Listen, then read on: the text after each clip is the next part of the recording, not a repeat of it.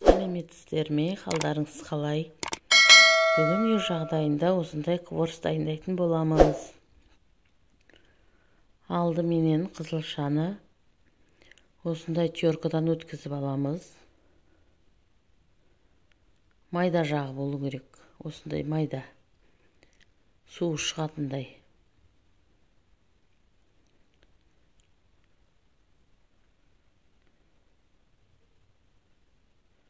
Осындай ұсақ-ұсақ болып тұру керек.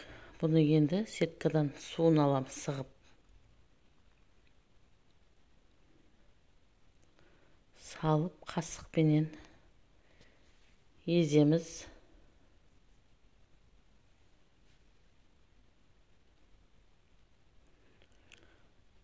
Сөйтіп суы шыққанша еземіз. Үстіне тағы бір қасық салып, сөйтіп суын шығара береміз. Міне суын шығарып алдым свекланың. Енді табағыма 2 жұмыртқаны дайындап алдым. Бұған жаңа қызылшаның суын құямыз.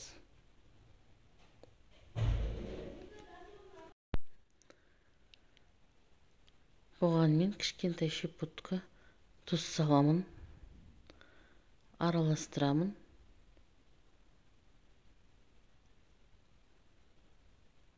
Қант саламын. Бір қасық, үлкен қасықпен. Енді ұн салуға дайындап жіберейін мына жерлерді.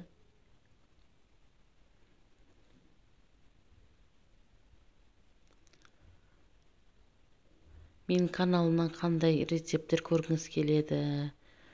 Соларды жазып, пікір қалдырып отырыңыздар.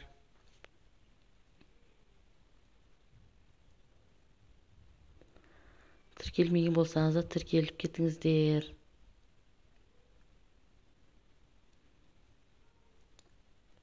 Мына жерді дайындап жіберейін, бәрін алып. Шетінен араластыра отырып, илейтін боламын қамыр қылып.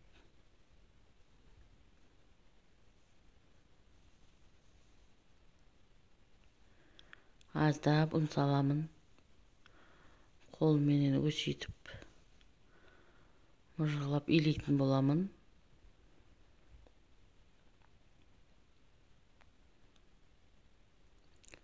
Қолымызға жабыспайтын қамыр болу керек.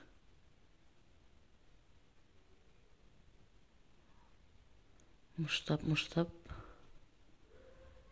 әдемілеп түйіп,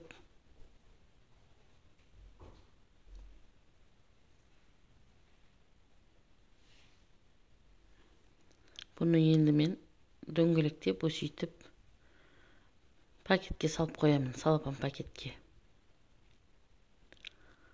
Азғана холодильникке қойып аламын 10-15 минутқа. Енді міне қамырым да дайын. Осындай қызыл түс қамыр шығады.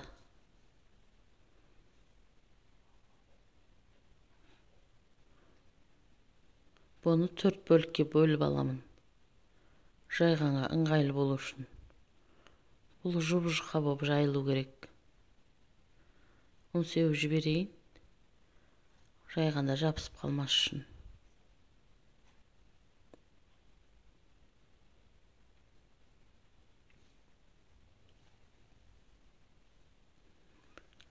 Енді бұны ұн салып отырып жайып бастаймын. Үлкейтіп аламыз алдыменен.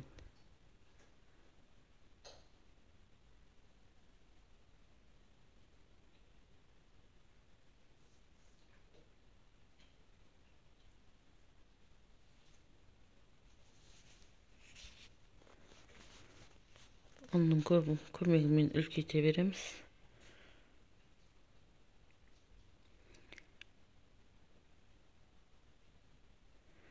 Орап отырып жаямыз.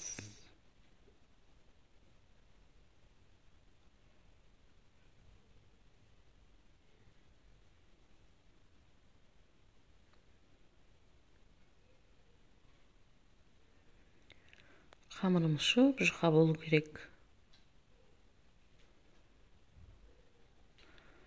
қышырлап, жақсы піседі, сонда күшті болып.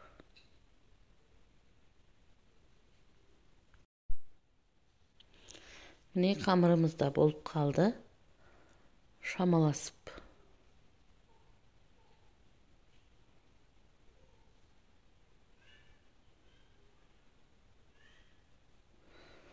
Бұны өздеріңіздің қалауларыңыз бойынша кессеңіздер болады. Үлкен қылып, кішкентай қылып, 4 бүріш. Міне. Жұп-жұқа осындай қамыр шықты. Міне жұқалық осындай.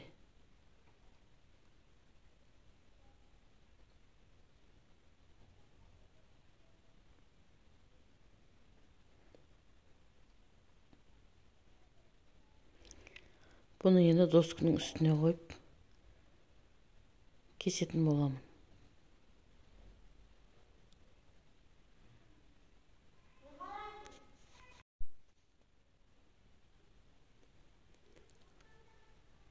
Майда-майда 4 бүріш қылып кесемін мен.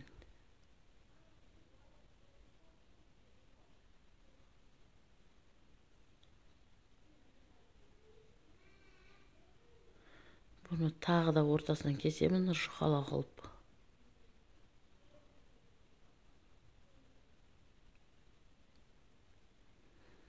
Майдалау 4 бүріш қылып. Міне, осындай көлемде. Енді оны майға қуырып алдым мен. Міне, дайын болып қалды. Енді мен үстіне сироп құямын. Қанттан жасалған сироп бұл. Қантты суға қайнатып алып жасалған. Бұған сгущенка құйсаңыздар да болады. Балды құйсаңыздар да болады. Мен қанттан қолдан бәрін жасап, осындай сироп жасап құйдым. Бұның бетін әсемдесеңіздер болады.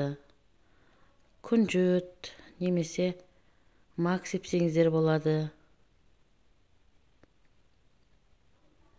Осындай қатар-қатар етіп, слой-слой етіп, арасына сөйтіп сироп құйып отырамыз.